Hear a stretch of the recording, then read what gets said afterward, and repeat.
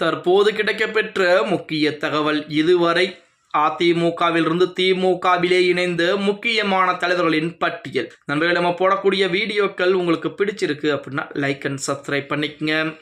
பொதுவாகவே அதிமுகவிலிருந்து நீக்கப்பட்ட அல்லது சேர முடியாத அல்லது விலகிய தலைவர்கள் புகலிடமாக தேடி வரும் இடம் என்றால் அது திமுக அப்படின்னே கூட சொல்லலாம். அப்படி வரும் அதிமுக தலைவராக கௌரவமாக நடத்துகிறது திமுக அப்படிங்கிற தகவல் தான் இதுவரைக்கும் வெளியாகி கொண்டிருக்கிறது. அப்படி நிறைய நபர்கள் அதிமுகவிலிருந்து திமுகவில் இணைந்திருக்கிறார்கள். அவர்கள் புறம் அமைச்சர்களாக இருக்கிறார்கள் அப்படின்னே கூட சொல்லலாம். அதில் முக்கியமாக செந்தில் பாலாஜி, சேகர் பாபு, ஏவா வேலு, ரகுபதி என பல அமைச்சர்கள் அதிமுகவிலிருந்து தான் திமுகவிலே அமைச்சர் பொறுப்பை ஏற்றிருக்காங்க. இப்படிப்பட்ட ஒரு சூழலில் நேற்று தினம் ஓபிஎஸ் கூட திமுகவிலே ஐக்கியமாயிருந்தார் அப்படின்னே கூட சொல்லலாம்.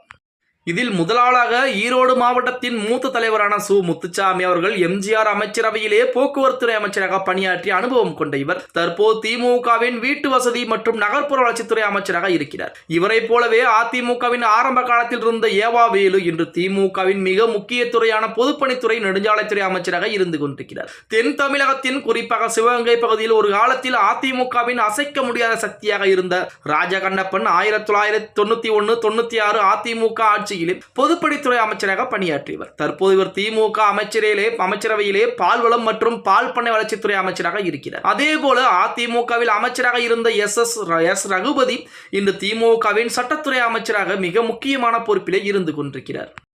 சென்னையை பொறுத்தவரை அதிமுகவில் தீவிரமாக செயல்பட்டு வந்த பி. சேகர் பாபு இவர் ஒரு காலத்தில் சட்டசபையில் ஜெயலலிதாவிற்கு திமுக எம்எல்ஏக்களை அடிக்க பாய்ந்ததாக புகார்கள் உண்டு. இன்று திமுகவின் இந்து சமய அறநிலைத்துறை அமைச்சராகவும் சென்னை பெருநகர் வளர்ச்சி குழுமத்தின் அமைச்சராகவும் இருக்கிறார்.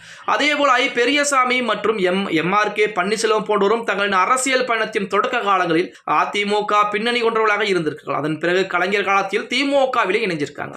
மிக அண்மையிலே அதிமுகவிலிருந்து திமுக வந்தவர்களின் குறிப்பிடத்தக்க செந்தில் பாலாஜி அதிமுக ஆட்சியில் போக்குவரத்துறை அமைச்சராக இருந்த இவர் திமுக இணைந்தவுடன் மின்சாரம் மற்றும் மதுவிலக்கு போன்ற மிக முக்கியமான துறையை கவனிக்கக்கூடிய அமைச்சராக பதவி உயர்வு பெற்றிருக்கிறார். ஆனால் அமலாக்கத்துறை வழக்கின் காரணமாக அமைச்சர் பொறுப்பை ராஜினாமா செய்தார். எனினும் கொங்கு மண்டலத்தின் அதிகாரமிக்க திமுக தலைவராக வலம் வந்து கொண்டிருக்கிறார் அப்படின்னே கூட சொல்லலாம். அதிமுகவின் பல மாவட்ட கோட்டைகளில் தகர்த்து திமுக இணைந்து இந்த தலைவர்கள் இன்று திமுக அரசின் நிர்வாக இயந்திரத்தை சுழற்றும் முக்கிய அச்சாணியாக இருந்துட்டு இருக்காங்க. இது திமுகவின் உட்கட்சி தொண்டர்கள் மத்தியில் அவ்வப்போது சலசலப்பை ஏற்படுத்தினாலும் இவர்கள் தேர்தல் கால வியூகங்கள் கட்சிக்கு மிகப்பெரிய வெற்றிகளை தேடிக்கொண்டிருக்கிறது அப்படின்னே கூட சொல்லலாம். அப்படித்தான் நேற்று தினம் நமது ஓபிஎஸும் அதிமுக இணைந்திருக்கிறார். அதுக்கடுத்து வைத்திலிங்கம் இணைந்திருக்கிறார்.